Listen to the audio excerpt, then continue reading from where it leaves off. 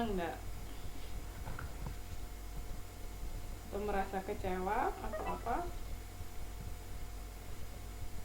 Banget. Nah, kan karena seneng, otomatis kan dengan senang hati mengikuti aturannya, saya seperti itu. Jadi dari perasaan suka itu jadi gampang untuk mengatur anggota-anggotanya. Gitu ceritanya. Ada yang mau ditanyakan sampai sini?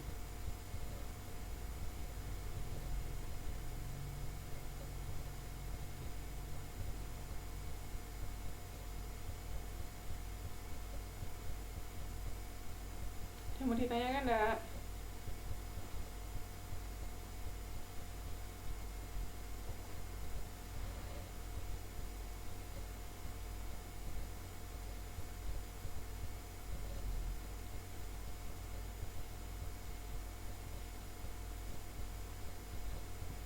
Nah, yang lain?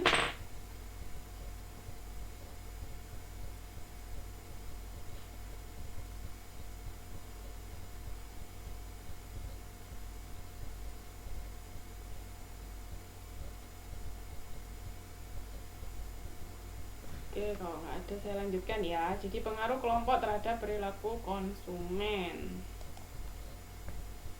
Ini kelompok referensi atau acuan itu individu atau kelompok nyata atau khayal yang memiliki pengaruh evaluasi, aspirasi bahkan perilaku terhadap orang lain. Jadi sebenarnya hampir sama kayak yang sudah kita bahas tadi. Di kelompok itu bisa mempengaruhi diri atau mempengaruhi perilaku anggota-anggota kelompoknya. Jadi misalnya acuan, misalnya ngikutin kelas dari orang terkenal, misalnya ikut kelas fotografi dari siapa, fotografer Indonesia yang terkenal itu siapa namanya,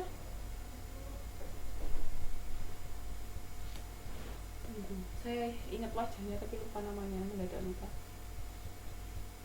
Bukan gimana? No, ya agak tua. Itu kan jadi studi ya? Kayaknya bukan, tunggu. Ada lagi. Itu kan mereka beliaunya bikin sekolah kalau nggak salah di Surabaya itu ada satu saya lihat. Nah itu kan termasuk sebagai acuan atau referensi buat murid-muridnya seperti itu. Jadi itu kelompok referensi, maksudnya kita mengacu ke individu tersebut atau mengacu ke kelompok tersebut. Jadi intinya sama sih sebenarnya sama yang kita bahas tadi. Jadi kalau kita anggota satu kelompok, kita mengikuti aturannya. Jadi kelompok mempengaruhi konsumen itu bisa mempengaruhi proses, bisa peran dalam kelompok, penyesuaian, proses perbandingan sosial, sama polarisasi kelompok. Ini juga hampir sama. Jadi kayak misalnya kelompok itu tadi kan karena mbak-mbak sama mas-mas di manajemen 7, jadi harus beli batik, semuanya beli. Jadi udah ada aturan harus diikutin. Terus juga kalau misalnya anggota baru kayak tadi mahasiswa baru, itu kan memerlukan penyesuaian. Jadi harus disesuaikan dengan aturan yang ada. Kayak misalnya setiap hari Minggu sebulan sekali ada TTM, ya sudah kita harus meluangkan waktu untuk mengikuti TTM tersebut. Tapi andai kata misalnya ada faktor lain, faktor di luar yang tidak bisa kita kendalikan, misalnya nggak dapat izin dari majikan, nah itu mungkin bisa disesuaikan. Tapi kalau misalnya faktor-faktor yang masih bisa kita kendalikan, ya sebisa mungkin kita harus mengikuti aturan yang berlaku.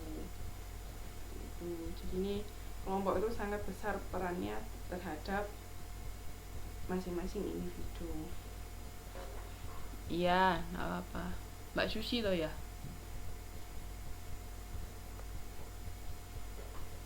Itu.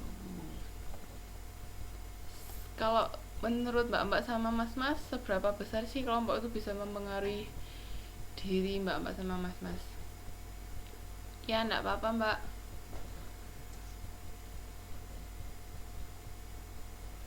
Seberapa besar?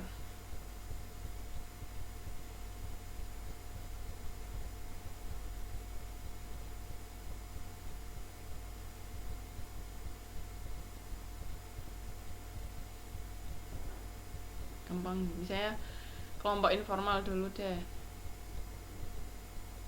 Keluarga seberapa besar pengaruhnya terhadap Mbak sama Mas?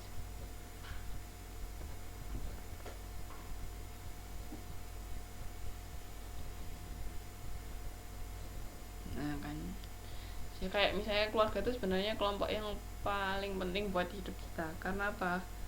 Karena awal dari kita semua memulai sesuatu itu kan asalnya dari keluarga, ya kan, dari kita tahu belajar mana yang benar, belajar mana yang salah, belajar berbicara, belajar makan, belajar minum, belajar ngapain, semua kan awalnya dari keluarga. Jadi itu biasanya punya pengaruh yang paling besar terhadap individu.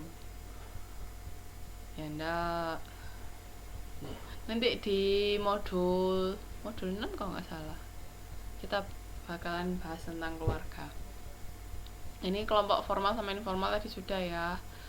Terus keanggotaan versus aspirasi kelompok acuan. Jadi faktor yang mempengaruhi orang untuk menjadi bagian dari kelompok acuan itu keakraban. Jadi karena merasa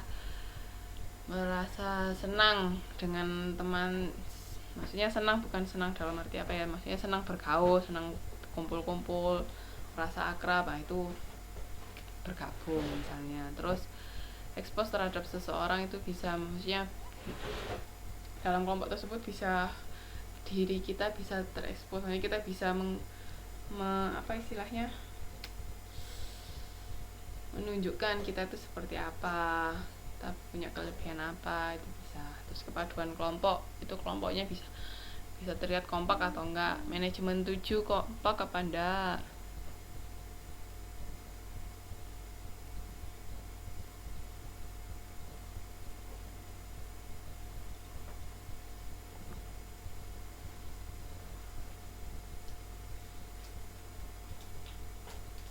Yakin.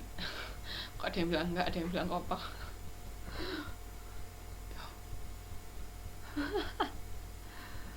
Kompak apa enggak, kenal satu sama lain apa enggak. Kayak ini Mas Aziz itu yang nggak ngerti teman-temannya. Kayak misalnya kapan itu, oh iki to sing jenenge iki, oh iki to sing jenenge iki. Kayaknya Mas Aziz waktu itu, waktu kapan itu ya, waktu presentasi bukan sih? Terus apa, iki sing bisa anaknya yang mana kok.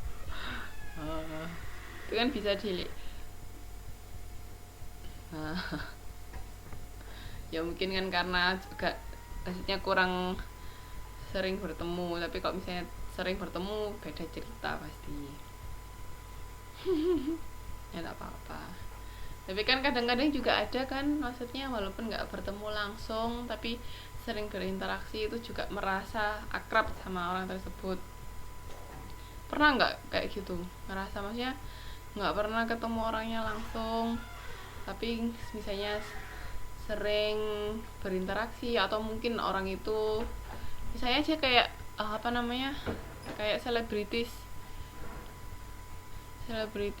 yang mbak-mbak atau mas-mas favoritkan misalnya, nggak tahu secara langsung kan, maksudnya walaupun mungkin pernah ketemu secara langsung tapi kan nggak tahu orangnya kayak gimana. Tapi misalnya lihat kesehariannya seperti apa, lihat mungkin menyanyinya seperti apa, jadi merasa senang, itu juga bisa kan. Kayak misalnya kalau ada yang pecinta K-pop nggak, nah Mas Aziz kayak seneng AC Milan, nah itu kan sama Milanisti atau AC Milan. Terus ngeliat mereka kalau misalnya ada pertandingan, nonton dari TV, terus sampai beli jersey-nya, nah itu juga bisa kan. Jadi kayak bikin aspirasi kita untuk melakukan sesuatu, misalnya favoritnya apa, Mbak Ami Celine Dion, itu mungkin bisa, misalnya Celine Dion sukanya pakai baju apa, itu bisa ngikutin, itu bisa ada yang kayak gitu juga. Makanya kenapa kok misalnya produk-produk, misalnya produk fashion atau produk kecantikan itu kok yang dipilih jadi bintang iklannya itu artis, supaya itu tadi